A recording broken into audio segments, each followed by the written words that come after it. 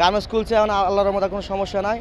প্রশাসনের লোক রাস্তায় আছে, আমরা ঠিকভাবে ডিউটি করতে পারবো। পেটের দিয়ে কাজ করি, সুষ্ঠুভাবে দেশ চললে আমরা কাজ করে খাইতে পারবো, আর নাহলে আমরা ঘরে বসে থাকলে কি আর খাইতে পারবো?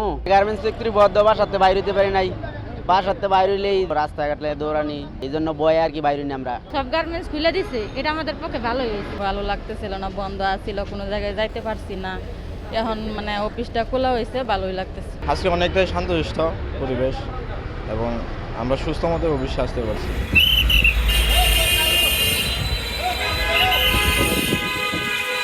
আসতে কোনো সমস্যা নাই, সুন্দরভাবে আসছি, কাজ করতেছি, ভালো লাগতেছে।